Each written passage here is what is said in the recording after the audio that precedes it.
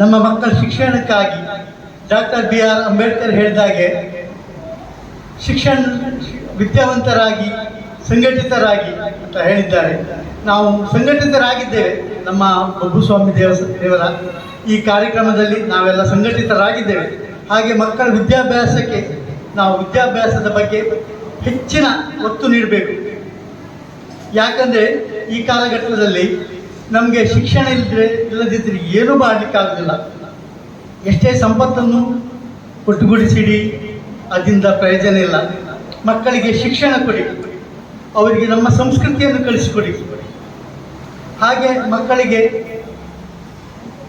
Education ಕೊಡಿಸುವಾಗ ಶಾಲೆಗೆ ಖಾಲಿ ಕಳಿಸ್ಕೊಟ್ರೆ ಆಗೋದಿಲ್ಲ. ಮಾಸ್ಟರ್ ಮಾಡ್ತಾರೆ, ಶಿಕ್ಷಕರು ಕಳಿಸ್ಕೊಡ್ತಾರೆ ಅಂದರೆ ಪ್ರಯೋಜನ ಇಲ್ಲ. ನಾವು ಸಹ ಮಕ್ಕಳ ವಿದ್ಯಾಭ್ಯಾಸಕ್ಕೆ ಅವರಿಗೆ ಪೂರಕವಾದ ವಾತಾವರಣವನ್ನು ನಿರ್ಮಿಸಬೇಕು. ಅವರಿಗೆ ಪುಸ್ತಕವನ್ನು ಕೊಂಡುಕೊಳ್ಳೋದಾಗಲಿ, ಅವರಿಗೆ ಓದುವ ವ್ಯವಸ್ಥೆ ಆಗಲಿ ಎಲ್ಲವನ್ನು ಮಾಡಬೇಕು. ಹಾಗೆ ಮಕ್ಕಳು ನಮ್ಮನ್ನು ಅನುಕರಿಸ್ತಾರೆ. ಸಣ್ಣ ಮಕ್ಕಳೆಲ್ಲ ನಮ್ಮನ್ನು ಅನುಸರಿಸ್ತಾರೆ. ನಾವೇನು ಮಾಡ್ತೇವೆ ಅದನ್ನೇ ಮಾಡ್ತಾರೆ. ನಾವು ಮೊಬೈಲ್ ನೋಡ್ತಾ ಇದ್ದರೆ ಮಕ್ಕಳು ಸಹ ಮೊಬೈಲ್ ನೋಡ್ತಾ ಇರ್ತಾರೆ, ಓದುವುದಿಲ್ಲ.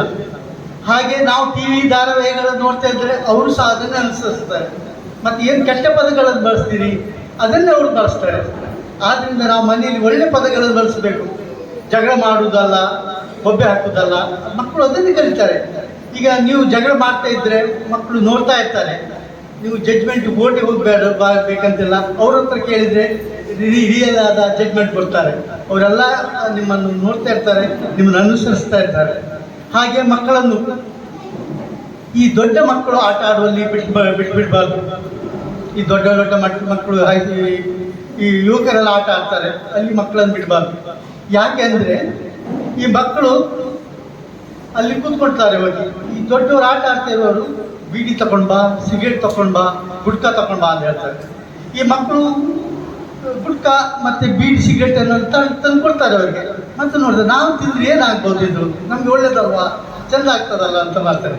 ಅದು ಉಳಿದ ದುಡ್ಡನ್ನು ಅವ್ರಿಗೆ ಕೊಡ್ತಾರಲ್ಲ, ಅವರು ಮತ್ತೆ ಒಂದು ದಿವಸ ಗುಟ್ಕಾ ಸಿಗರೇಟ್ ಬೀಡಿ ಸೇರ್ಲಿಕ್ಕೆ ಸ್ಟಾರ್ಟ್ ಮಾಡ್ತಾರೆ. ಆದ್ದರಿಂದ ಮಕ್ಕಳನ್ನು ದೊಡ್ಡವರು ಆಟ ಆಡುವಲ್ಲಿ ಬಿಡಬಾರ್ದು. ಹಾಗೆ ಮಕ್ಕಳಿಗೆ ಒಂದು ಸಹಾಯವಾಣಿ ಉಂಟು. ಮಕ್ಕಳಿಗೆ ಗೊತ್ತುಂಟಲ್ಲ ಸಹಾಯವಾಣಿ? ಯಾರಿದ್ದಾರೆ 7ನೇ ಕ್ಲಾಸ್ನವರು ಯಾರಿದ್ದಾರೆ? ಅವರಿಗೊಂದು ಸಹಾಯವಾಣಿ ಉಂಟು, 10, 9, 8 ಅಂತ.